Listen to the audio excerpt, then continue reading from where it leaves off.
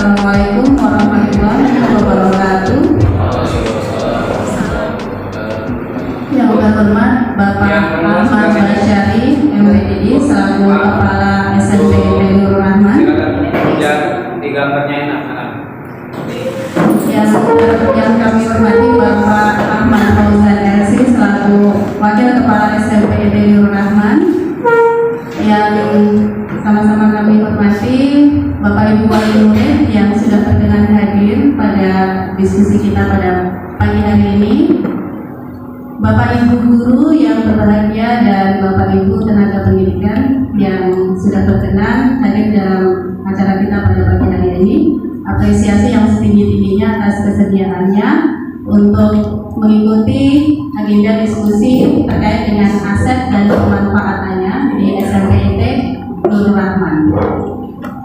Dalam kesempatan ini kita akan mendiskusikan setidaknya ada 7 aset yang dimiliki oleh SMPT Nur Rahman, yaitu modal manusia, modal sosial, modal fisik, modal lingkungan alam, kemudian modal agama dan budaya, modal politik, dan yang terakhir modal finansial. Di sini saya secara pribadi sudah mengidentifikasi beberapa aset yang sudah bisa kita potret, ya, kita tangkap. Bersama juga sebelum dari pertemuan ini saya juga sudah mengadakan diskusi dengan siswa. Kalau yang misalnya merah itu adalah usulan dari siswa, sementara yang hitam itu adalah identifikasi yang saya lakukan secara mandiri. Nah, dalam kesempatan ini saya ingin mendapatkan masukan dari Bapak Ibu sekalian, selain yang tertampil di sini, gitu ya. Apalagi sih yang bisa kita identifikasi terkait dengan modal-modal yang kita miliki, gitu.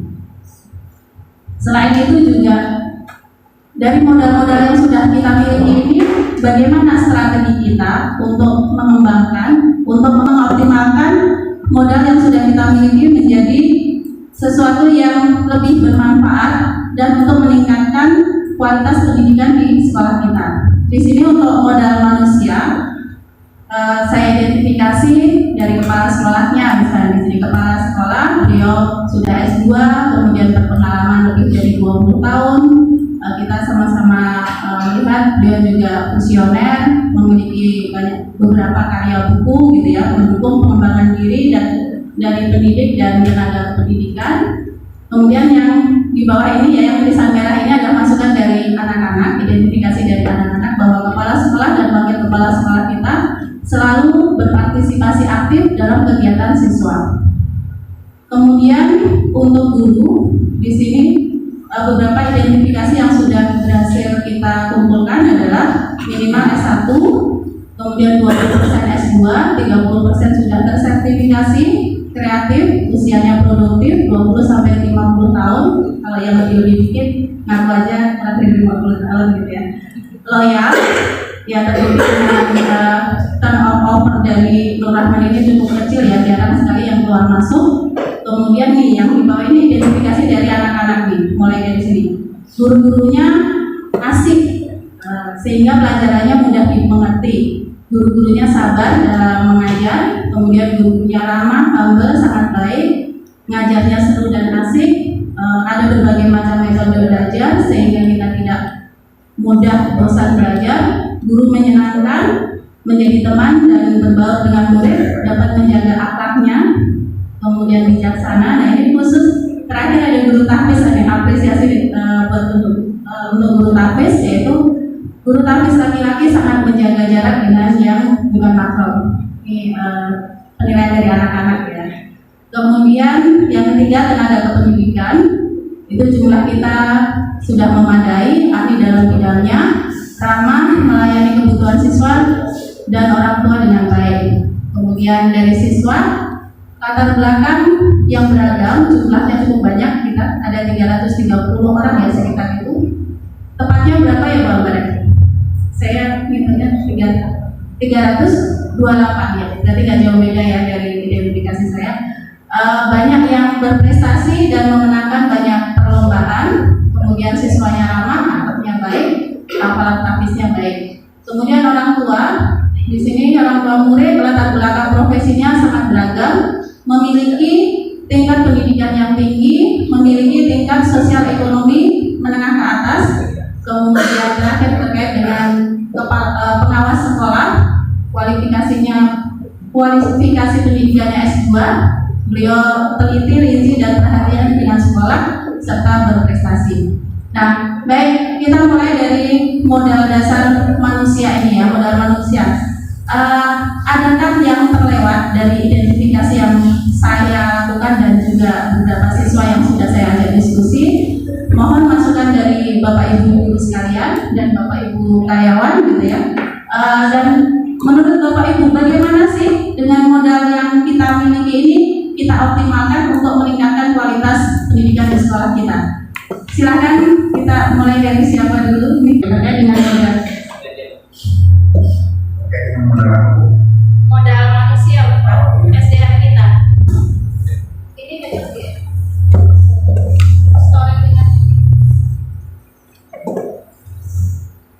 Assalamualaikum warahmatullahi wabarakatuh.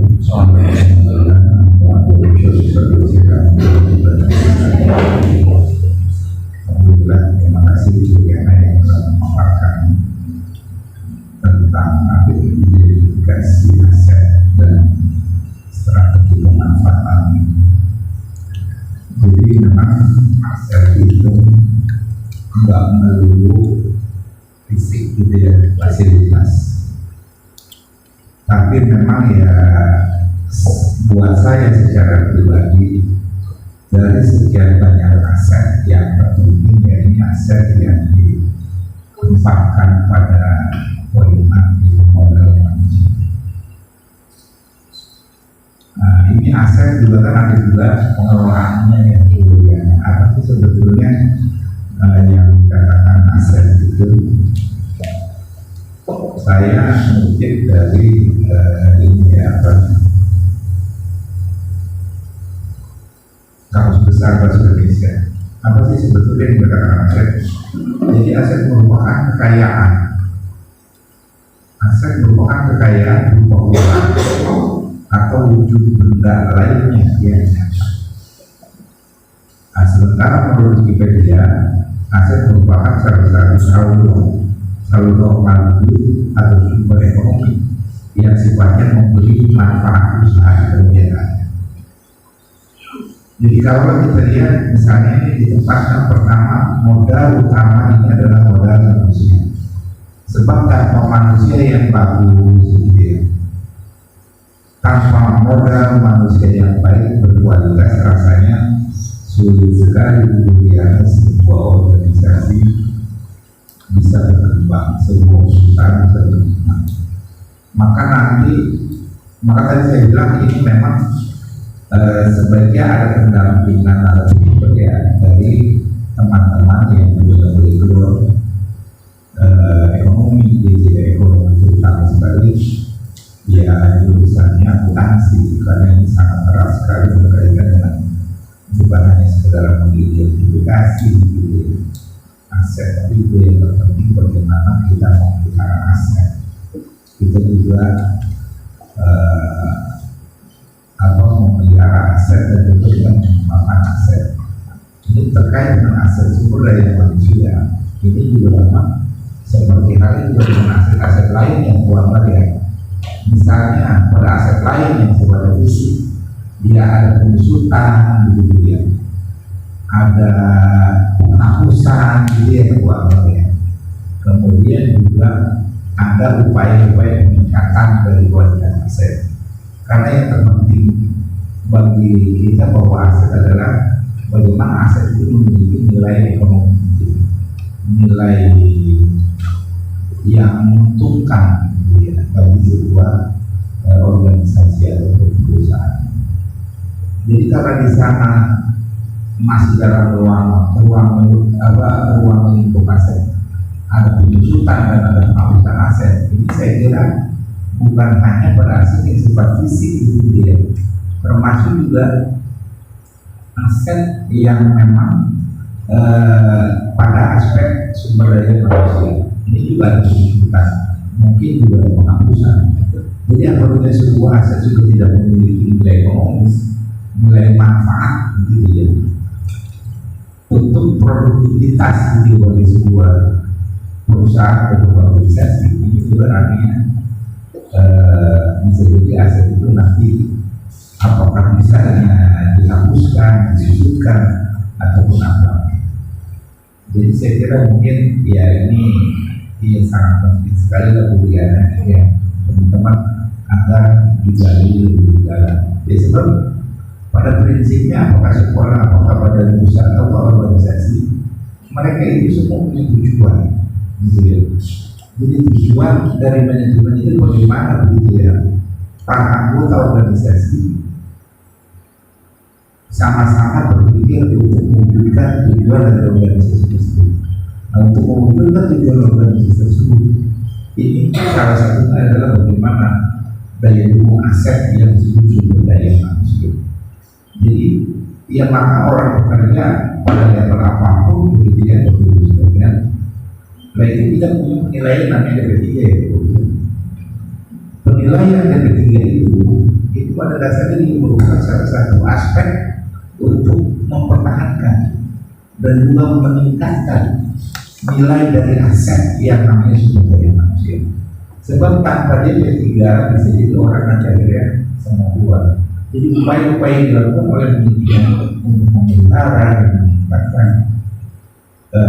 kualitas aset yang itu salah satu melalui penilaian yang biasa disebut.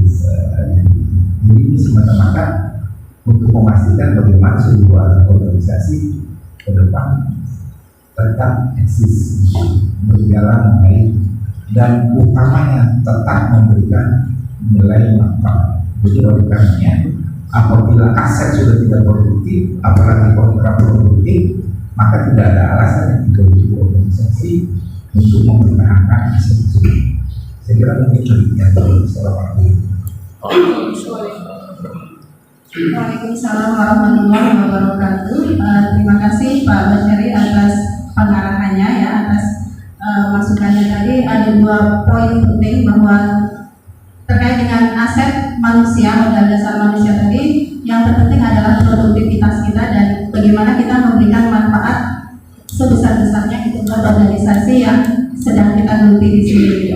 Bahkan kalau lihat teori gunung es itu ya Pak Fauzan, bahwa yang terlihat ini baru 20% gitu, 20% yang kita munculkan, potensi yang kita munculkan itu baru 20%. Terus 80%-nya lagi kemana? 80%-nya lagi masih terpendam, gitu, masih belum terlihat. Kalau teori gunung es seperti itu, bagaimana kita potensi yang belum terlihat itu kita gali semaksimal mungkin sehingga kita bisa berkembang bersama dengan organisasi yang kita terlibat di dalamnya.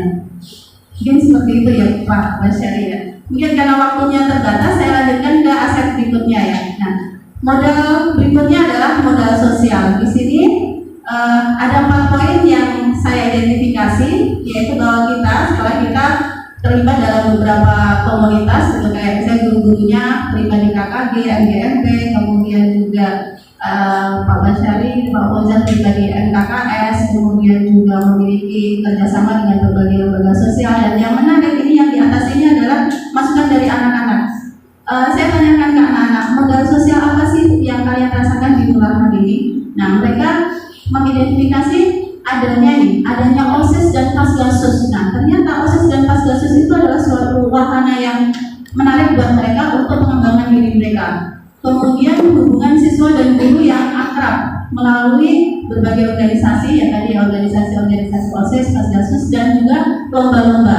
Ya, ketika mereka ikut lomba, mereka mendapatkan pembinaan yang intensif. Mereka merasa bahwa itu adalah pengembangan diri yang sangat luar biasa buat mereka.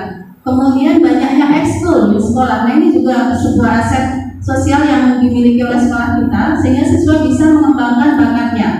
Kemudian adanya klub yang sesuai dengan minat dan bakat anak. Kemudian pertemanan antar siswa yang baik, dan adanya super camp dan SBC. Nah, ini juga sebuah program yang menarik. Nah, Bapak Ibu silakan dari aset-aset tersebut. Ya, dari modal sosial yang sudah teridentifikasi ini, adakah yang belum terlihat gitu, yang mungkin luput dari dari identifikasi saya gitu? Silakan. Dan bagaimana sih cara mengoptimalkan modal sosial ini? Silakan Bapak Ibu sekalian yang mau berpendapat. Siapa? Dari Pak Asep nih, seperti biasa. Ya, tambahan di sini mungkin, perkenalkan dulu, saya orang tua dari Usaha Maksat kelas 8C. Kebetulan kelas kuliah. Tambahan dari saya barangkali untuk di semua sekolah perguruan tinggi biasanya mereka memiliki ikatan alumni. Nah, barangkali di sini meskipun ruangan ini belum terdengar ikatan alumninya, barangkali bisa ditelusuri atau digerakkan atau diinisiasi oleh sekolah bagaimana ikatan alumni ini sudah terbentuk, karena mereka ini sudah banyak yang berkiprah di level nasional, bahkan mungkin ada yang internasional. Nah, untuk memajukan Rahman, barangkali kita juga bisa membantu atau memberdayakan alumni-alumni yang dinorahkan untuk memajukan SNBN Rahman. Mungkin seperti itu. Kalau untuk kegiatan yang saya lihat itu, kalau di Mabit sudah diberdayakan alumni untuk motivasi. Itu saya dengar cerita dari anak sini. Terima kasih. Assalamualaikum.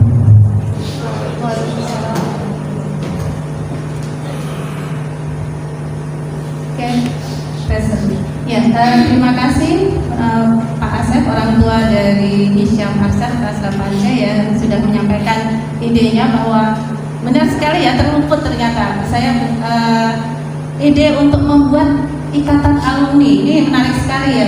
Mungkin perlu ditindaklanjuti nih Pak Basyari ya, karena alumni-alumni kita juga sudah banyak yang sukses, sudah banyak bekerja di berbagai bidang. Kalau mungkin dibuat ikatan alumni, mungkin nanti ada ketuanya, ada organisasi khususnya gitu. Jadi kita bisa memberdayakan mereka. Setiap kita membutuhkan kegiatan-kegiatan yang melibatkan alumni, kita tinggal menghubungi ikatan alumni tersebut. Baik, terima kasih Ayah Hisyam ya yang sudah memberikan masukannya. Kita lanjut ke modal berikutnya, yaitu nih modal fisik. Nah, ini menarik sekali ya. Modal fisik di Nur Rahman ini ternyata itu sudah luar biasa gitu ya. Di sini bangunannya gitu, bangunan dan gedungnya sudah sangat mencukupi gitu ya, mencukupi 12 ruang kelas, kemudian kantor ruang guru ada, terdapat aula, setiap ruangan ada AC-nya, toilet. Nah, ini dari anak-anak nih ya. Mereka ternyata cukup puas dengan fasilitas di Nur Rahman. Ruangan ber-AC membuat nyaman untuk belajar dari anak-anak. Toiletnya banyak dan bersih, itu juga dari anak-anak. Terdapat yang fokus di setiap kelas, itu juga dari anak-anak ya. Mereka cukup puas lah. Kemudian laboratoriumnya ada laboratorium komputer, ada lab IPA, kemudian perpustakaan, ya terdapat ruang perpustakaan yang memadai dan nyaman, terdapat buku-bukunya banyak, internetnya kualitas bagus, kapasitasnya besar, kemudian masjidnya menampung 500 jamaah, sound systemnya memadai, tempat wudhunya dan kamar mandinya cukup banyak. Masjidnya bersih, ini juga dari anak-anak ya. Masjid bersih nih, mereka ternyata nyaman di masjid gitu. Kemudian lapangannya ada lapangan futsal, basket, lapangan voli, kemudian lapangan badminton, lapangannya juga luas, parkiran luas, dan yang tak kalah luput dari perhatian anak-anak tentunya ada kantin gitu. Kantinnya cukup luas, makanannya beragam, dikelola cukup baik. Nah, di sini kita bicara aset ya, aset itu artinya hal yang positif gitu. Kita tidak berbicara tentang yang tidak kita miliki gitu, karena kita berpikirnya ya berpikir aset, berpikir apa yang sudah kita miliki ini akan kita apakan gitu, akan kita optimalkan seperti apa. Baik, Bapak Ibu, silahkan siapa yang akan memberikan masukan terkait dengan modal fisik ini, silahkan. Saya nambahin. Oh baik. Maaf Pak ya, saya lagi. Tidak apa-apa. Soalnya ini teman-teman guru teman baik. Mereka bingung mungkin ya. Harusnya saya set dulu. Jadi saya kira mungkin ini memang perlu juga ya kita tanyakan ke ahlinya. Artinya begini. Saya kira aset yang ada di sekolah, bukan hanya yang disebutkan oleh Bu Yani ya. Saya bongkar-bongkar ini ada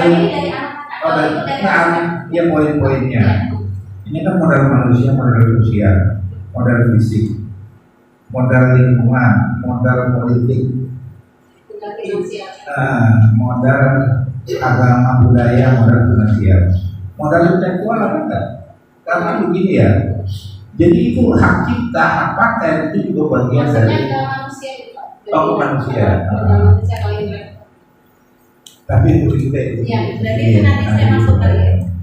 Ini sebab begini ya. Jadi modal intelektual ini kan ada yang memang karya pribadi guru, ada juga karya bersama anak-anak. Nah ini tinggal kita pilih-pilih aja mana yang menjadi aset sekolah, mana yang menjadi aset pribadi gitu ya. Ya kayak misalnya buku-buku karya anak-anak itu kan saya kira diterbitkan juga resmi ya, artinya kita mengajukan di ISBN apa segala macam, di mana hak kita ya memang dilindungi secara hukum. Jadi ini juga saya kira bagian dari kekayaan intelektual ya. Apalagi misalnya yang punya karya-karya pribadi gitu ya. Ya ini juga bolehlah dianggap sebagai karya aset sekolah dan juga aset pribadi. Salah satunya misalnya kayak buku PKN ini juga aset ya. Jadi buku PKN ini yang komunitas kita di sekolah, buku PKN, kemudian buku buku bahasa Arab. Jadi ya kita komitmen sekolah selama buku itu digunakan di sekolah, gitu ya, karya pembukti, karya ya selama itu pula yang bersangkutan berhak atas royalti. Nah gitu ya. Nah ini kalau kita bicara royalti, ya memang sih tidak besar gitu ya. Tapi ini kan berlaku dalam waktu yang panjang Bu Riana ya. Dulu sekali ketika saya baca buku tentang apa yang saya lupa ya, itu hak penulis itu berjalan selama 25 tahun. Selama 25 tahun ya, Bapak Ibu sekalian, itu hak royalti. Jadi kalau kita nulis sebuah buku kemudian kita diterbitkan, kemudian dijual sama orang, lah ini kita berhak atas royalti selama 25 tahun. Kemudian diperbarui menurut undang-undang yang baru diperpanjang menjadi 30 tahun. Andai kata penulis itu meninggal, itu dalam MOU disebut dalam undang-undang juga itu menjadi hak waris atas anak-anak kita. Jadi gitu ya, ini mudah-mudahan informasi ini ya menjadi stimulus gitu ya, mendorong ini Bapak Ibu guru untuk berkarya ya. Rasanya kita juga ngomong udah lama ya, kemudian ya siapa guru bikin modul apa kemudian kita sepakat menjadikan buku paket kemudian kita cetak ya selama itu pula maka guru tersebut berhak atas royalti, walaupun memang royalti itu tidak besar kemudiannya ya. Royalti itu hanya maksimal 10%. Jadi maksimal 10% dari buku pereksenan yang dijual. Itu harga konsumen. Jadi buku kita jual berapa? 10.000. Ya maka per buku hak penulis itu 10%. Nah ini saya melihat yang berbeda dari buku Membangun Sekolah Islam Menjual. Itu kan buku diterbitin sama Erlangga ya, anak perusahaan Emil. Ya lumayan lah, lagi baru-baru lumayan proposal ya. Kadang-kadang itu per 6 bulan ada 5 juta gitu ya, tinggal bagi 2 kan penulis. Karena penulis yang berdua. Gitu ya Pak Dayat ya. Jadi kita diam-diam dan terjadi gitu ya. Jadi teman-teman juga sudah memberitahuan biasanya kalau udah dikirim gitu ya sebulan kemudian baru tuh ada pemberitahuan. Tinggal dicetak. Ini kalau ada 5 juta ya bagi 2, ada 2 juta bagi 2 itu sangat berhubungan dengan kuantiti penjualan. Jadi kalau misalnya buku dijual harga 50.000 berarti per buku ya royalti penulis 50% 5.000. Berarti kalau per 5 juta kan berarti penjualannya banyak. Jadi lagi di awal-awal kenapa bisa kayak begitu, karena itu buku dipajang di di sejumlah Gramedia yang saya lihat, Gramedia Depok, Gramedia Botani, Gramedia apa itu Kerawai kemudian kalau Kerawai itu ya apa Kerawainya apa boleh pernah yang di Matraman juga ada teman itu di Gramedia di bukan Lipo ya, di Lipo Kerawai. Lah itu kita pernah lihat pada yang jalan jadi Gramedia, oh ini dipajang, oh ini dipajang gitu ya. Ya senang juga, tapi lebih senang ketika kita dapat royalti. Lumayan lah. Saya juga bingung, kata saya ini buku walaupun di keramat-keramat Jabodetabek Kota Tegal, kemudian kami masih dapat royalti. Artinya buku itu dijual di mana-mana. Jadi bisa jadi bukan hanya sekitar Jabodetabek, ya pokoknya jelas Erlangga lebih nasional, dia punya marketing ya secara nasional pula, bahkan juga itu ditawar-tawarkan oleh marketing Erlangga buku-buku sekolah. Jadi saya kira bolehlah Bapak Ibu sekalian ya. Saya kemarin dapat info dari istri saya, itu buku Rahasia Mana Tercipti. Lumayan katanya kemarin terroyalti dari duit 120 juta udah. Lah itu juga kalau melihat apa Rahasia Mana Tercipti itu bukan hanya bestseller, lebih dari bestseller, super mega bestseller ya. Karena begini Pak Fauzan, jadi selain dijual di toko buku, nah itu juga dijualin secara di komunitas tertentu. Jadi salah satunya di Sukabumi itu di saat ada SDIT tersedia ya punya Mas Rio. Lalu dia bilang karena dia punya nilai ini bukan ada rezeki ini Pak Fauzan, nilai ini diwajibkan kepada setiap siswa untuk membeli buku lah. Kalau buku siswa 1.000 udah nyata gitu ya, di situ 1.000 eksemplar. Karena memang itu di situasi sekolah makna tertinggi itu dijadikan salah satu mata pelajaran buku pas kurikulum. Nah, jadi saya cerita ini maksudnya supaya ya Bapak Ibu sekalian terdorong lah untuk menghasilkan sebuah karya ini aset pribadi kita lah, mestinya suatu saat aset ini bermanfaat buat kita dan harapan kita bagaimana karya intelektual kita itu bisa kita gitu ya budayanya ya buat kita. Jadi ingat ya Bapak Ibu sekalian, sebuah karya kita itu menjadi hak penulis royaltinya menurut undang-undang yang terbaru itu 30 tahun. Dan kalau kita meninggal itu akan diwariskan untuk anak kita. Dan itu ada MOU-nya ya, itu resmi. Ya termasuk kayak ini yang membuat kita buku apa membangun sekolah Islam bulan ini warna biru itu. Nah itu saya ada MOU ya pada ya. Jadi saya ada MOU dengan direktur Erlangga, dirutnya malah bahkan kayak dia dirutnya. Dan itu ya beberapa orang lah yang kadang-kadang dari pihak sana aja, kalau nggak salah sekitar 3 orang ya, jadi 4 itu sama saya. Dan setiap harapan itu kita tangannya bukan hanya juga. Artinya MOU itu inilah yang sangat mengikat secara hukum. Jadi harapan saya terutama yang ke depan ini bapak-bapak ibu-ibu ya inilah paling nggak modul lah, nanti modul kita cetak, kita jadi buku dan kita jadi ya buku karang buat anak kita. Ya sekarang keuntungan 10% lumayan lah saya kira buat pasif income kita.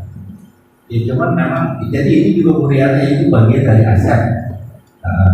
Jadi ya kalau misalnya itu karya guru pribadi ya aset pribadi. Kalau memang kayak buku ya apa kumpulan-kumpulan cerpen anak-anak kita ini ya menjadi aset sekolah gitu ya. Pak ada yang saya kira lumayan itu beberapa kali lah. Ini teman-teman pada yang anak-anak kita sudah beberapa kali melahirkan. Jadi sekali lagi kalau saya itu juga merupakan bagian dari aset. Nah, jadi kekayaan intelektual.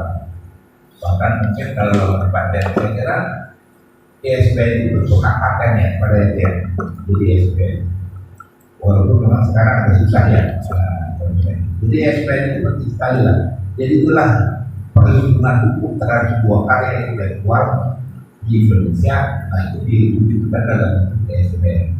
Sebab barulah buku sudah ada di SPN-nya, itu tidak akan pernah diterbitkan, di apa namanya, diganti, di apa namanya, pelajari ya, publikasi itu. Sebab itu ada cerita ya, sebuah buku karya si A gitu ya, nggak ada ISBN-nya, kemudian buku tersebut dengan judul yang sama, cover yang sama, tapi penulisnya berbeda, dia ada ISBN-nya. Jadi secara hukum yang menang pengurusannya yang punya ISBN, walaupun itu dia plagiator. Nah, inilah perlunya memang ISBN. Seperti demikian, memang kuliahnya saya namanya jadi banyak banget. Ya, terima kasih Pak Basyari atas motivasinya ya. Ini apresiasi juga buat Bapak Ibu yang sudah membuat buku ya. Pak Basyari sudah membuat buku, Pak Putih, Pak Hidayat itu sudah membuat buku paket, dan ini menjadi passive income ya. Enak banget nanti kalau udah pensiun masih punya gaji itu berikutnya. Ya baik, kita lanjutkan saja terkait dengan modal lingkungan atau alam gitu. Dan di sini juga sudah berhasil kita identifikasi. Kita mempunyai banyak sekali modal lingkungan dan alam yang sangat mendukung. Dan di sini lingkungan, saya banyak tanaman, ya, banyak tanaman di luar ini, udaranya segar, banyak pohon, buah-buahan, banyak tanaman hias, memiliki greenhouse, kemudian lapangan rumput yang terawat. Nah ini dari anak-anak juga ya. Kemudian lokasi strategis di pinggir jalan, aksesnya mudah. Kemudian dekat dengan pemukiman dan sarana umum, banyak perumahan dekat dengan sarana umum, rumah sakit, pasar, mal, hotel, dan lain sebagainya. Nah ini yang menyenangkan buat anak-anak, mereka dekat dengan Lawson, apa sih Lawson ya? Lawson itu, kemudian Pasadena, Alfamidi, Mixur, Superindo, Intermedia, rumah sakit. Nah ini buat anak-anak bersekolah di Nur Rahman ini sangat menyenangkan karena dekat sekali dengan fasilitas-fasilitas yang mendukung mereka, baik itu pendidikan maupun untuk entertainnya gitu ya. Itu dekat semua gitu. Tempat belanja ada, rumah sakit ada, lengkap sekali. Kemudian juga dekat dengan ibu kota, menjadi daerah penyangga ibu kota, informasi cepat untuk didapatkan. Ya, kemudian ini lingkungan yang mendukung, lingkungan sekolah yang bersih. Ya, anak-anak menilai bahwa Nur Rahman ini cukup bersih. Di setiap depan kelas terdapat papan-papan motivasi yang keren. Nah, ini ternyata buat mereka menjadi catatan positif ya, adanya papan-papan motivasi yang sudah kita buat. Nah, silakan Bapak Ibu, apalagi yang perlu kita identifikasi dan bagaimana kita bisa mengoptimalkan modal lingkungan dan alam ini? Monggo, silakan siapa yang akan memberikan janjiannya ini ya. Monggo, Mas. Dari yang di belakang boleh agak.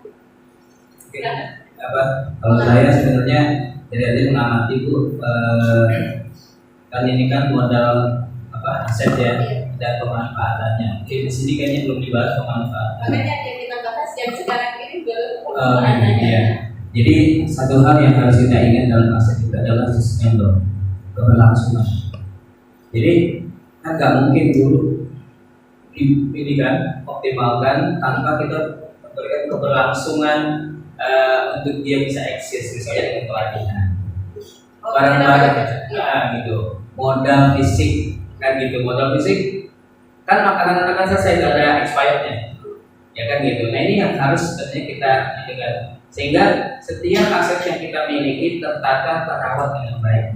Nah kalau ini yang saya disampaikan tentang modal lingkungan, saya rasa satu hal ada positif dan negatifnya. Yang disampaikan oleh Bu Riana, modal lingkungan ini jadi anak apa? Gayanya gaya hedon. Ini yang harus kita waspadai. Padahal kita menanamkan kesederhanaan. Itu satu catatan Bu ya. Bagaimana sikap misalnya hemat yang kita ajarkan itu tertanam sehingga dia tidak menjadi generasi yang boros. Kan gitu. Sikap misalnya sosial yang terbangun tidak tergerus dengan adanya modal lingkungan yang notabene kayaknya asik banget kalau misalnya ada di dalam alfa tinggi gitu kan, isu di depan mata kita, sehingga itu ada terbangun di dalam diri anak-anak kita lebih banyak yang jadi konsumtifnya daripada produktifnya. Itu yang menjadi catatan. Terima kasih Bu. Oke, terima kasih Pak Fauzan ya atas kritisinya. Oke, Pak Hidayat, silakan Pak Hidayat mungkin melengkapi dari apa yang disampaikan oleh Pak Fauzan. Terima kasih Bu Lia, terkait sedikit dengan modal lingkungan atau alam. Memang alhamdulillah menurut saya Nur Rahman dianugerahi dengan lingkungan yang sangat kondusif, juga didukung oleh kebijakan-kebijakan sekolah yang memang mendukung lah untuk terciptanya lingkungan yang asli. Misalnya terkait dengan Adiwiyata, betapa kepala sekolah sangat mendukung agar SMP Nur Rahman menjadi salah satu sekolah Adiwiyata. Dan alhamdulillah ini kan sudah kita laksanakan. Sekitar 2 tahun yang lalu kita sudah menjadi Adiwiyata Kota Depok. Hanya tinggal prosesnya bagaimana meningkatkan Adiwiyata ini menuju kepada yang tingkat lebih tinggi, yaitu tingkat provinsi, bahkan kalau bisa sampai tingkat nasional. Nah persoalannya Adiwiyata ini kan bukan hanya sebatas penanganan penciptaan lingkungan fisik yang asli, tapi juga bagaimana pembiasaan. Nah saya kira ini perlu didukung oleh seluruh pihak, termasuk oleh siswa. Bagaimana siswa harus misalnya belajar untuk memilah sampah antara sampah organik dan anorganik, kemudian bagaimana siswa harus mulai menyiapkan dan menggunakan berbagai alat makan atau minum yang mereka bisa digunakan kembali berulang kali. Jadi bukan hanya alat makan minum yang sekali digunakan kemudian dibuang, dan ini akan hanya menjadi sampah. Nah saya kira ini memang sebuah program yang perlu sinergitas dari semua pihak, bukan hanya siswa, sekolah, bahkan orang tua gitu. Sebab apa? Ini kan terkait juga dengan bagaimana orang tua menyediakan makanan untuk siswa agar bisa dimakan untuk siang hari ketika mereka istirahat. Jadi memang perlu untuk sinergi dari semuanya. Saya kira itu tambahannya. Jadi ini sudah, alhamdulillah kita sudah punya modal lingkungan yang sangat baik. Hanya tinggal bagaimana mengolah itu sehingga menjadi lebih meningkat lagi, dan target-target sekolah misalnya untuk mencapai Adiwiyata provinsi bahkan nasional itu bisa dicapai. Saya kira itu. Terima kasih. Terima kasih Pak Hidayat atas usulannya ya, tadi tentang Adiwiyata dan bagaimana memilah sampah untuk menyelamatkan lingkungan kita. Oke, langsung saja untuk modal berikutnya, yaitu modal agama dan budaya. Di sini ada kegiatan budaya, alhamdulillah ya di Nur Rahman kita sangat fokus ya, sangat konsisten untuk melakukan kegiatan budaya pagi, siang, sore itu dengan tilawah, al-maqsurah, sholat duha, kemudian sholat duhur berjamaah, sholat asar berjamaah juga, dan tilawah juga ya. Kemudian yang ini ada usulan dari anak-anak ya, bukan usulan sih, identifikasi dari anak-anak ya, tentang program puasa Senin dan Bukber. Ini juga cukup efektif ya untuk meningkatkan ruhiyah mereka. Kemudian ada mampir, tahfiz, kemudian gerakan disiplin sekolah. Ini terima kasih ya buat tim OSIS dan Mas Gasus ya yang sudah mengembang ini tentang pemeriksaan tas saat masuk sekolah. Nah, ini juga cukup efektif untuk mendisiplinkan siswa ya. Akhir-akhir ini sudah mulai jarang ya tertangkap anak membawa HP dan lain sebagainya. Pemeriksaan kelengkapan sekolah, pengawasan sikap siswa di BDS ya. Kemudian juga adanya sholat Jumat dan keputrian, ya, pelaksanaan sholat Jumat untuk putra, kegiatan untuk pria, putri, guru bergantian sebagai khotib dan lain sebagainya. Kemudian kegiatan penyambutan siswa yang kita lakukan pagi ya, guru menyambut siswa setiap pagi, membangun bonding dengan siswa dan seterusnya. Oke, baik Bapak Ibu, mohon masukannya terkait dengan modal agama dan budaya ini akan kita tingkatkan seperti apa sih? Kemudian adakah ini yang terlewat? Monggo silakan. Dari siapa? Pak Fauzi belum berbicara. Mau menyampaikan? Boleh. Ya. Ya, ada yang ngacung mau ini saya tunjuk ya. Kalau boleh aku ngacung, saya ngacung lagi. Assalamualaikum warahmatullahi wabarakatuh. Waalaikumsalam. Atau Syari dan Fauzan atau lainnya. Ini terkait modal agama dan budaya. Saya orang murid dari Kamila Jahat Indonesia Muklis kelas 9A. Yang ingin saya tanyakan atau pendapat saya, ini kan saya perhatikan anak-anak kita ini sebetulnya program kita tidak kurang-kurang ya, baik pagi, siang maupun menjelang sore. Cuma masih saja kita dapati anak-anak yang melanggar aturan yang terbukti ketika dibacakan oleh DDS Gerakan Disiplin Sekolah itu jumlahnya bisa sampai puluhan orang. Kemudian belum lagi keterlambatan mereka ketika datang ke masjid atau setelah di masjid pun mereka masih berlama-lama di parkiran atau di tempat guru, sehingga tidak jarang guru memberikan punishment berupa hukuman-hukuman yang sifatnya mendidik, seperti tidak boleh masuk ke dalam ruang utama, gitu ya, atau nanti setelah pulang diberikan hukuman untuk membaca Al-Quran. Nah ini bagaimana upaya kita sekolah, guru, dan siswa untuk membangun kesadaran ini agar terciptanya budaya ataupun akhlakul karimah dalam melaksanakan ubudiyah, kegiatan keagamaan, yaitu kegiatan agama Islam. Nah ini perlu adanya kerjasama. Saya rasa bukan hanya kewajiban seorang guru kepada siswa-siswinya yang sedang berpikir, tetapi juga kepentingan kita bersama. Umpamanya anak-anak tidak pakai sendal ketika ke masjid, gitu ya, dan sebagainya. Itu saja mungkin pandangan atau pendapat saya bagaimana tindak lanjut daripada masalah-masalah tentang agama dan budaya yang terjadi di sekolah. Terima kasih. Assalamualaikum warahmatullahi wabarakatuh.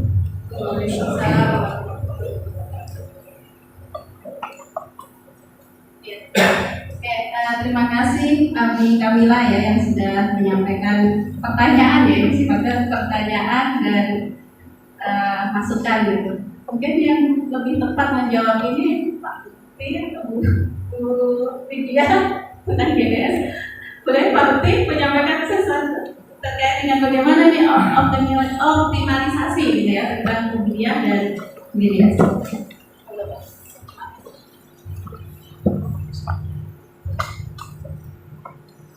Terima kasih ya.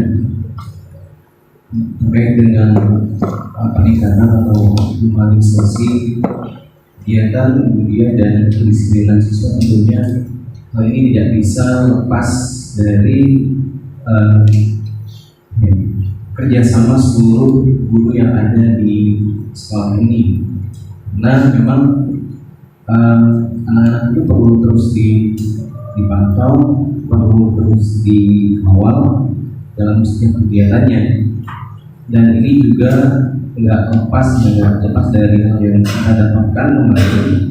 Nah, kita melakukan studi dulu, memang di sana setiap masalah itu bisa selesai atau cepat terselesaikan karena ada gugus tugas yang memang berfungsi untuk menangani setiap kegiatan yang berlangsung di sekolah, termasuk permasalahan-permasalahan yang terjadi di sekolah itu langsung ditangani, dan itu nggak sendiri ya, jadi tim itu bekerja langsung dan semuanya bersinergi. Pembiasaan ubudiyah di masjid itu tidak bisa hanya diserahkan kepada petugas ubudiyah yang bertugas pada hari itu saja, karena memang jumlah siswanya sangat banyak. Kalaupun hanya ditangani oleh 3-4 orang guru yang ada di sana belum maksimal, perlu lebih daripada itu ya. Oke, guru yang bertugas saat ujian itu mengkondisikan ataupun mengarahkan dari dalam, perlu juga supporting dari luar guru yang lain untuk mengarahkan lebih cepat anak-anak supaya bisa lebih maksimal datangnya ataupun bisa lebih kondusif. Dan ini nggak bisa cuma sekali 2 kali, karena pembiasaan ini sifatnya kontinu ya, terus menerus. Dia nggak bisa sekali sebulan 2 bulan. Ketika sudah berlangsung setengah tahun, 1 tahun atau sudah memudaya, baru dia akan terbentuk gitu. Dan ini akan terus perlu dilakukan lagi ketika satu generasi katakan kelas 90-an, maka kelas 78 ini perlu terus dibina. Dan yang baru datang ini kan dari latar belakang yang berbeda-beda, perlu dibentuk kembali. Ketika sudah masuk ke sini, dibiasakan lagi dengan budaya yang ada di sini selama sekian tahun, baru akan terbiasa dengan budaya itu. Nah, ketika yang lain keluar akan masuk lagi, dan ini terus gitu. Proses ini akan terus ada dan nggak bisa cuma sekedar dalam waktu tertentu, tapi dia akan terus berlangsung, dan ini butuh kerjasama yang solid dari semua guru yang ada. Saya kira itu.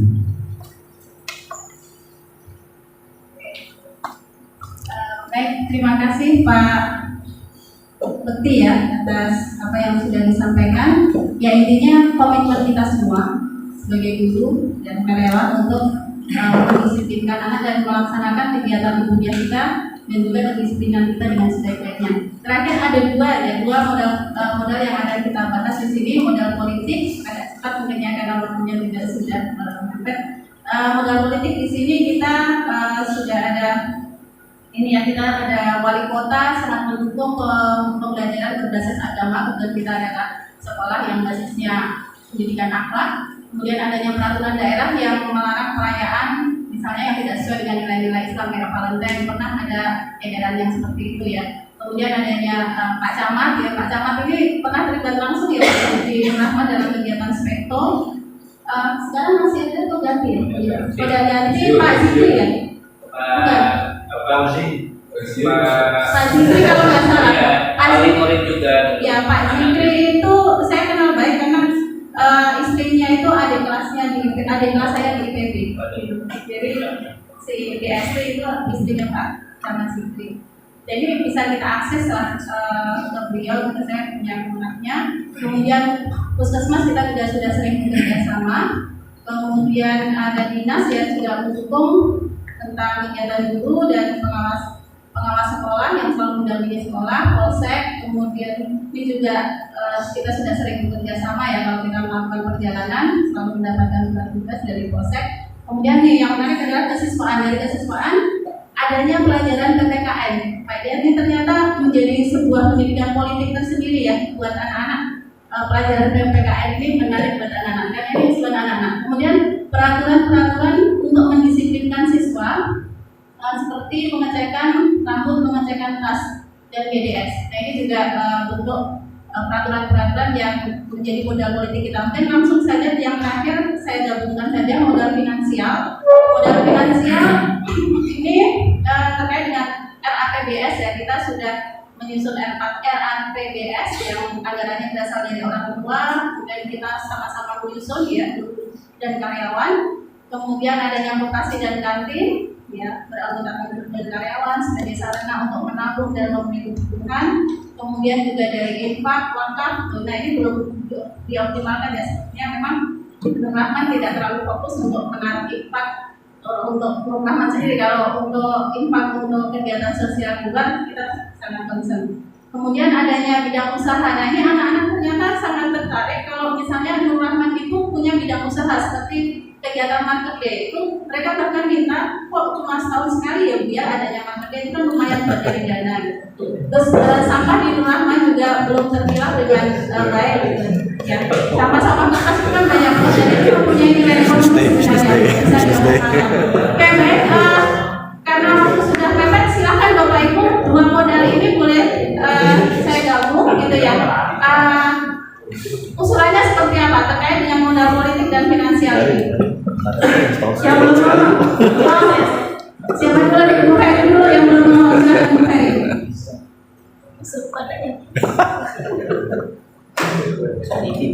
Oke, Bu Diana terima kasih. Tapi saya ingin menyampaikan yang terakhir tadi ya Bu, terkait dengan finansial ini.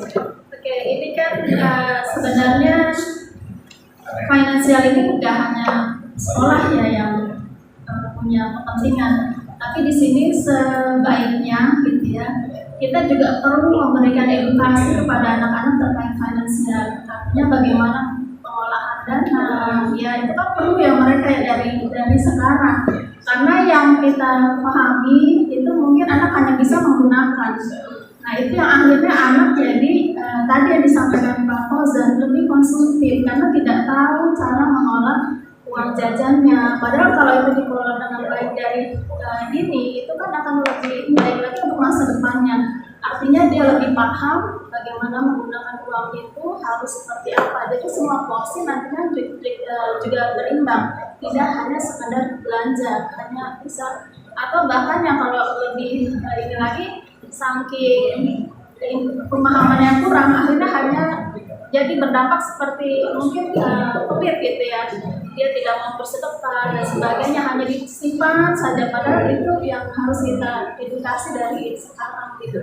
Nah kalau dikaitkan dengan Pak Asep tadi, sebenarnya kita udah punya 2 alumni yang bergelut di bidang finansial khusus memberikan edukasi ke hal itu. Jadi kalau dipatukan mungkin boleh gitu ya, itu saya rasa sih baik ya. Mungkin itu aja Bu Riana. Oke, baik. Terima kasih Bu Ferry ya atas masukannya, menarik sekali ya tentang pendidikan manajemen keuangan untuk anak-anak gitu ya.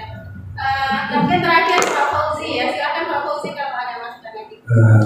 Tadi sebagai disampaikan Bu Ferry, yang saya ingin sampaikan lagi, ini kan ketika undang finansial ini kita bukan dengan manusia.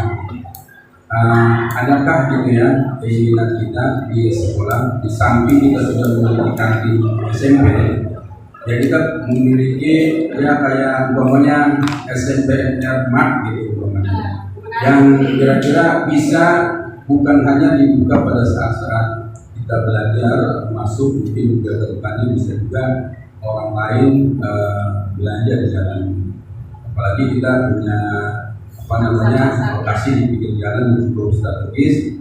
Sekarang itu kan pemasaran tidak harus di pinggir jalan gitu ya, kalau memang kita lewat media sosial bisa kita gunakan. Ini saja mungkin masukan dari saya, karena beberapa saya datang ke sekolah atau pesantren, ketika saya searching atau pantau gitu ya untuk sekolah anak saya dapati beberapa sekolah dan pesantren juga punya mat-mat yang cukup besar dan menarik di dalamnya cukup lengkap. Tidak seperti kantin kita yang ya sepertinya ya hidup segan lagi kita mau.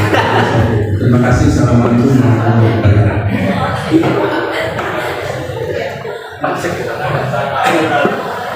Menarik sekali ya ini ya, ide NR Mart gitu. Sebetulnya Pak Basari langsung tergugah nih ya. Kita dengarkan ya, seperti apa pendapat Pak Basari tentang NR Mart. Terima kasih. Ini maafnya, jadi kita agak telat ya. Jadi begini Bapak Ibu sekalian, sebelum saya menanggapi apa yang disampaikan oleh Bapak Ibu, lah ini sekitar mungkin tahun 2006-2007 gitu ya. Lah ini developer perumahan sebelah Pak Ion itu kalau nggak salah anak kita dorong datang ke saya. Dia bilang begini, Pak, saya mau beli itu tanah, saya mau bikin itu rumah. Tapi itu saya punya jalan, makanya saya belum beli. Kalau lah misalnya orang bisa bekerja sama, kita sangat berterima kasih sekali. Bekerja samanya bagaimana Pak? Saya hanya minta akses jalan, menurut Pak. Kemudian ini kita siapin sampai 24 jam dari perumahan. Kemudian ini kita pakar sekelilingnya, dulu belum dipakai ya. Saya pikir ini kalau walaupun ini tawaran menarik Riana, tanpa koordinasi sama yayasan, saya selaku kepala sekolah ngambil keputusan segera. Saya bilang Pak, maaf nggak bisa. Saya bilang jangan, ini kita lingkungan sekolah, jangan kalau orang berawal dari warung masuk. Lah itu bisa penduduk sini ya, ada orang satu aja lewat masuk tanpa izin itu mengganggu pendidikan, gitu ya. Jadi saya nggak mau dengan alasan itu pasti akan mengganggu lingkungan pendidikan. Yang kedua, yayasan pun pernah mewacanakan bikin sekolah tinggi, universitas di sini. Jadi kuliahnya malam. Nah ini juga saya proposal termasuk pihak yang keberatan dengan alasan jangan sampai begitu ya hadirnya institusi baru justru kontraproduktif terhadap nilai dan budaya yang kita bangun. Mungkin anak-anak SMP dia merokok, dia ngomong bisa kita tidak batasi, tapi kalau mahasiswa, nah jadi nanti lingkungan kita jadi kesteril lagi ya, bahwa cara orang berpakaian juga nggak bisa kita kontrol, cara orang ngomong juga nggak bisa kita kontrol. Coba bayangin Pak Fauzi ya, kita ini musik internal juga pusing juga ya. Ini Pak Fauzi pernah nih, maaf nih orang gede ya, lah itu siswa coba di Bogor melengkeng ngomong yang kencang lagi ya, ngomongin urusan raja emaknya. Ini kan ini merusak gitu ya, kemudiannya merusak lingkungan pendidikan. Nah, kemudian juga bahkan juga yayasan pernah mewacanakan memiliki klinik.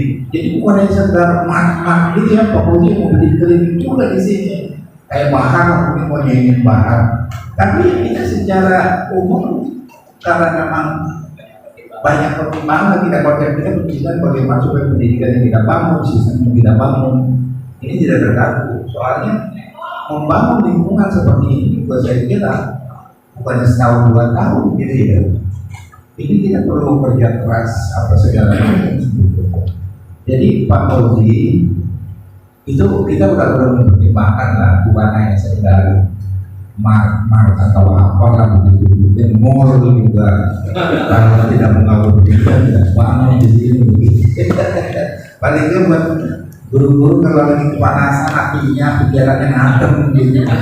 Mall. Ini yang kemudian satu lagi boleh saya nambahin terkait dengan modal agama. Jadi Bu Riana nih, lah ini kita nih tiap pagi kita ada kegiatan begini, ini aset Bu ya, iya itu dimasukin. Ini aset Bapak Ibu sekalian. Saya katakan ini aset dan juga ini kegiatan yang luar biasa. Karena tidak semua orang begitu ya, tidak semua sekolah sanggup melaksanakan kegiatan seperti ini. Jadi ini juga harus kita pahami sebagai sebuah aset. Kemudian juga Bu Riana itu kemarin kita dengan beberapa teman guru, lainnya kita sudah tiru, bahkan kita observasi begitu yang jauh dari Rahmat. Ini sangat luar biasa sekali. Mereka punya program, kita juga punya program. Jadi program mereka itu di Rahmat salah satunya yang mulai wajib setiap pagi, setiap malam. Ya pokoknya utamanya guru utamanya guru, ya siswa dia lah. Saya kira ini yang mulai luar biasa. Kita juga begitu ya. Grup untuk 036. Ini juga saya kira ini aset lah Bapak Ibu sekalian. Saya ketika suatu saat kemarin ini berkunjung ke pesantren Sadian ya, APL KMD, ya saya walaupun agak guyon-guyon tapi saya serius ngomongnya Bapak saja. Saya bilang begini, pertama saya tanya, Ustaz, ini bangun siapa nih? Itu alhamdulillah ya, itu Sadianian lah, usaha. Dia sama Ustaz Bagian Nasir hanya dikasih tanah ya Bapak Ustaz, ada bangunan sedikit ya sisanya Sadianian. Ikhtiar, itu dia punya bangunan sekarang seperti itu dengan santri lebih dari 500, itu memang murni jadi bayar Sadianian, baik rekrutmen santri, kemudian juga pengembangan fasilitas gitu. Lah kata saya begini, wah ini masa antum sebagai kiai di sini yang mulainya lebih panjang, doanya lebih panjang, pikirnya lebih panjang, bangunnya lebih awal. Kata saya iya memang harus begitu. Nah, jadi Bapak Ibu sekalian, betapa sesungguhnya yang mulai itu memiliki kekuatan luar biasa. Saya kemarin itu sudah 2 bulan yang lalu ya pokoknya kita ke pesantren Sadianian. Cuma yang kepikiran sama saya, ini kenapa ini kok Sadianian bisa keluar dari orang punya potensi begitu besar gitu ya. Jadi ibarat itu dilepas di hutan, nah itu tuh gitu ya, dia bisa hidup, kemudian dia bisa berkembang. Itu dilepas di hutan itu, sama halnya dilepas di hutan, sebuah batu hutan dia bisa hidup, eksis, berkembang luar biasa. Jadi oleh karenanya Bapak Ibu sekalian, jadi Bu Riana grup untuk laki-laki ya bapak-bapak 036 itu juga merupakan aset. Ini aset yang memang harus kita pelihara gitu ya. Bukan untuk kepentingan sekolah kali ini ya, bukan untuk kepentingan saya, tidak untuk kepentingan maupun ini kepentingan kita pribadi Masya Allah. Saya kemarin dengerin ceramahnya Das Adlati Kokoser menanggapi sholat Jumat mau diganti kali satu ya bapak sekalian. Wah ini bertakwa tuh. Saya salah satu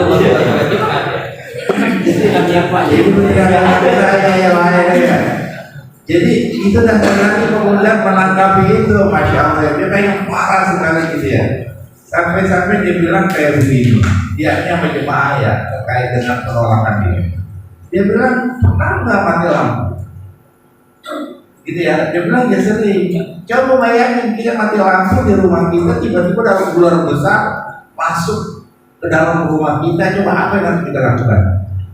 Ya kalau di rumah masih mendingan ya, bisa kabur, bisa lompat, bisa naik ke atas rak, kalau begitu ya menghindari ular.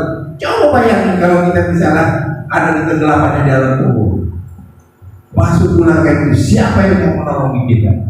Jadi tidak ada yang akan menolongi kita kecuali yang amal ibadah kita, sholat kita, tilawah Al-Quran kita, itu yang akan menolong kita. Jadi Buriana yang pesantren ini juga kita kegiatan sholat ini dibutuhkan aset, kemudian grup 036 untuk juga membutuhkan aset ya. Dulu juga punya grup lain, itu juga saya kira aset juga yang memang mesti kita masukkan gitu ya. Kemudian sebab ini saya jarang sekali Bapak Ibu sekalian menemukan sebuah pondok pesantren ya punya program yang meraih wajib, itu jarang ya. Bahkan banyak juga punya pondok pesantren yang pulang yang mulai subuh kesiangan gitu ya, sholat berjamaahnya juga berantakan. Saya bertanya apa nih ya, saya ngomong asli ya, saya 4 tahun tuh di Alhamdulillah ya, kuliah ya S1 ya, paling ke asar sama maghrib saya di situ lah ya, artinya sholat berjamaah juga perlu ditertibkan. Kita juga pernah kemana pesantren apa, pesantren apa. Jadi jarang sekali pesantren yang punya program yang mulai wajib. Bahkan termasuk juga setelah pesantren Tabligh Al-Quran Al-Syariah program itu juga nggak ada yang mulai. Cuma saya kemarin cek celah ya. Jadi ketika azan pertama gitu, saya juga subuh langsung kita lompat ya kemudian saya duduk. Pas kita sholat ajaran tahajud kemudian. Jadi di sana ada ajaran pertama gitu ya, jam 3:30. Ya kemudian ya jam 3:30 ya pokoknya. Ya manjat subuh. Jadi kita kan sudah tahu ya. Jadi ketika azan pertama waktu itu subuh langsung lompat subuh takbir ya kemudian ternyata sholat tahajud.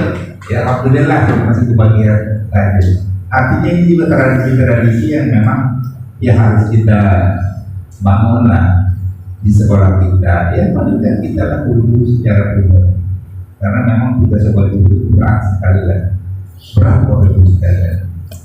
Makanya Rasulullah mewajibkan dirinya yang mulai salah satu alasannya karena memang tugas dakwah berat, jadi memperkuat atas para Rasul tetap istiqomah.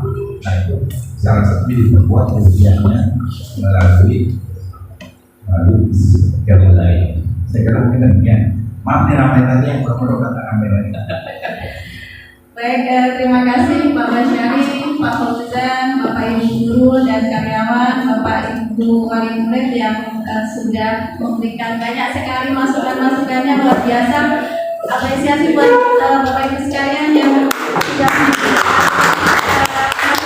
Semoga apa yang sudah kita diskusikan hari ini itu benar-benar bisa kita lakukan, gitu. Tidak hanya sebatas wacana saja, tapi benar-benar bisa kita wujudkan, sehingga nanti Nurul Rahman ini saya membayangkan Nurul Rahman ini menjadi sebuah lembaga pendidikan yang terdepan di Kota Depok gitu ya, yang mampu melahirkan siswa-siswi yang berkualitas ya, tidak hanya dalam bidang akademik saja, tapi juga dalam bidang ruhaniyahnya dan juga non akademiknya.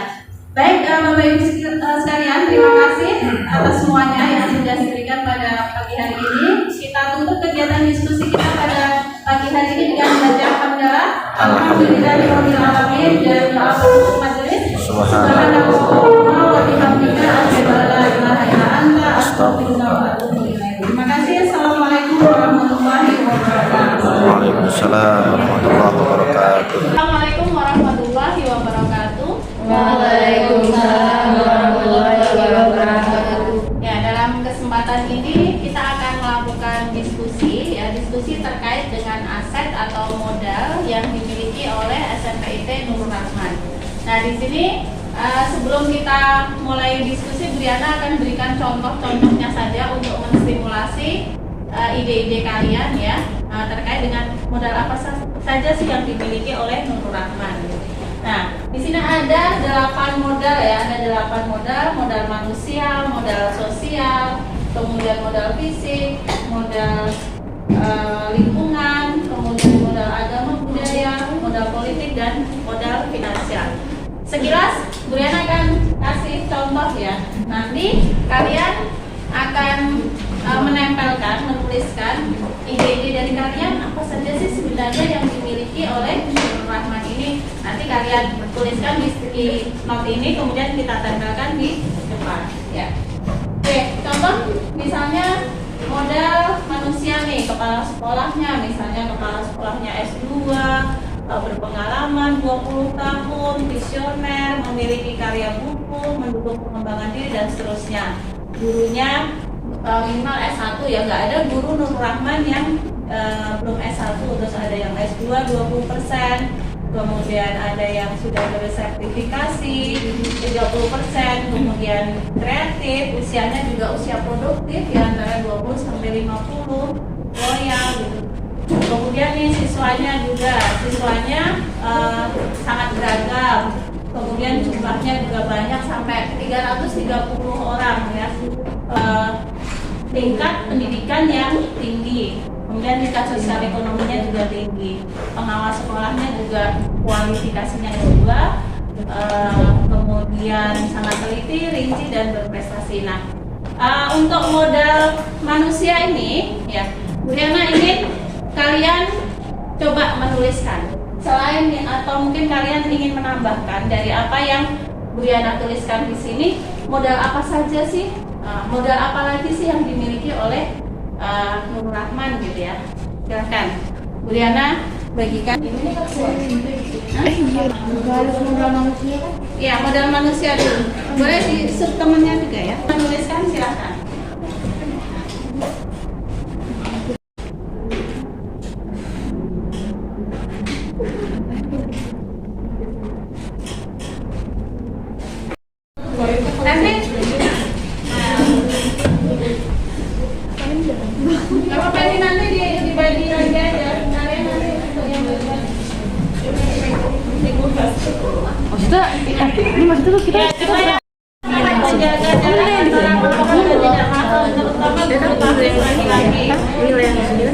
Hafalan language-nya yang baik, menenangkan, berbagai lomba.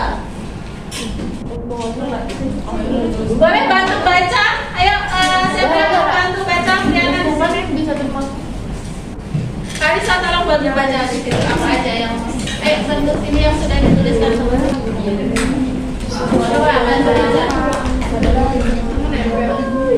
Guru-gurunya yang asik, pelajarannya yang mudah dipahami. Guru-gurunya sabar dalam mengajar. Siswanya banyak berpartisipasi di taktis. Gurunya ramah mengajarnya seru dan mudah dipahami. Ada berbagai macam metode belajar sehingga kita bisa mudah bosan belajar. Kepala sekolah dan wakil kepala sekolah selalu berpartisipasi aktif dalam kegiatan siswa. Mantap, guru menyenangkan dapat berbaur dengan murid tetapi tetap menjaga akhlaknya. Guru Nurul Rahman sangat baik, ramah dan saat menjelaskan pelajaran mudah dimengerti dan jelas. Siswa berprestasi dan ramah. Gurunya cara mengajarnya seru dan asik. Oke, terima kasih ya. Udah semuanya? Belum, Bu. Belum. Yang belum nempel siapa? Saya. Yang dituliskan di sini adalah lebih ke sekolah ya. Sekolah ada komunitas MGMP, komite sekolah, kemudian ada MKKS, terus kerjasama dengan lembaga sosial yang lain. Nah, mungkin kalau selain yang ada di sini, ini kan levelnya sekolah ya. Coba menurut kalian modal sosial yang dimiliki oleh Nurul Rahman ini seperti apa? Misalnya di antara kalian hubungannya bagaimana? Kalian paham kan sosial itu apa? Mungkin di sekolah ini kita ada organisasi apa yang bisa mengembangkan diri kalian? Ya, boleh ditulis modal sosial. Berteman tanpa memandang sara. Oke, sip, boleh. Hubungan dengan guru yang akrab. Oke, ada OSIS dan Gasus. Komunikasi guru, oke? Banyak kegiatan sosial seperti OSIS dan Pasgasus. Organisasi pramuka, Pasgasus asik. Pasgasus jaya. Ya, pertemanan antar siswa, baik eksklusif seru, bisa mengembangkan bakat. Itu berkembang di Nur Rahman. Ya, misalnya di sini gedungnya, laboratorium, perpustakaan, ada internet, masjid, lapangan, kantin. Nah itu, ini kan gambaran rumah mana. Selain itu atau mungkin kalian ada, ya ini juga boleh kalian masukkan. Tapi yang menurut kalian luput dari ini semua apa? Secara fisik ya.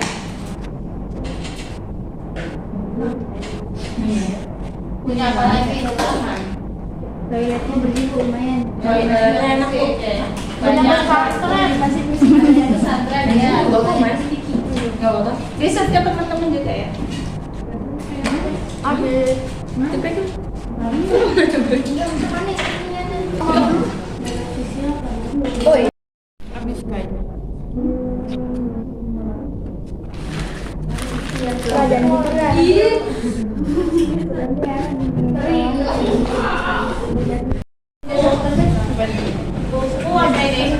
Banyak buku yang lengkap, kantin banyak, makanan sehat. Kalian, wah ini ada yang terputus ya. Modal lingkungan misalnya di sini banyak tanaman, udaranya bersih, lokasinya strategis. Ini Diana agak terputus sedikit. Dekat dengan permukiman penduduk, terus dekat dengan ibu kota. Nah, ini contohnya. Nah menurut kalian selain Diana sebutkan ini, aset apa lagi sih yang terkait dengan lingkungan alamnya di Nur Rahman ini? Dekat Alfamart nih. Nih yang belum dapat lagi. Lingkungan alam nih contohnya misalnya lingkungannya bersih, udaranya segar, terus banyak pohon. Juga ada. Ya, silakan ditempel terkait dengan aset lingkungan.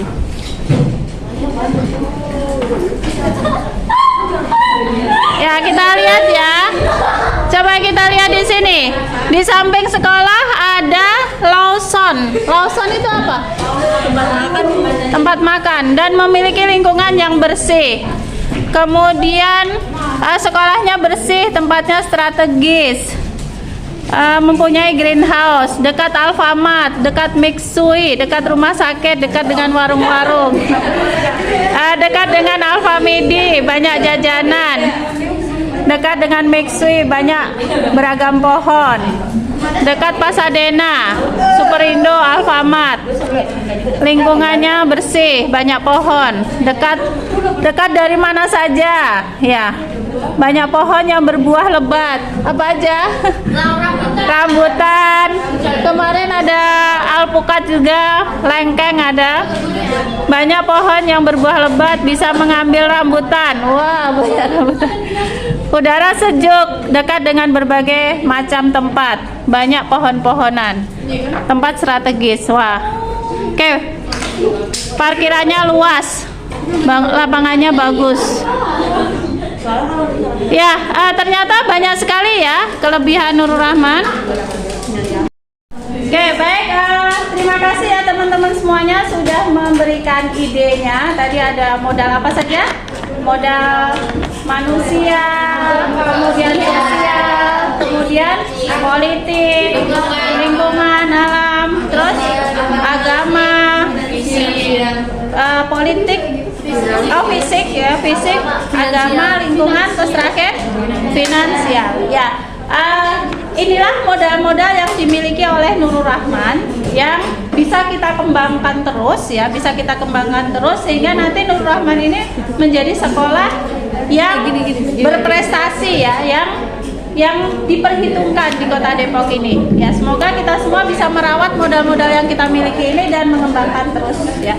Oke, baik, terima kasih teman-teman atas partisipasinya ya. Kita diskusi kita ya, kita tutup diskusi kita pada pagi hari ini.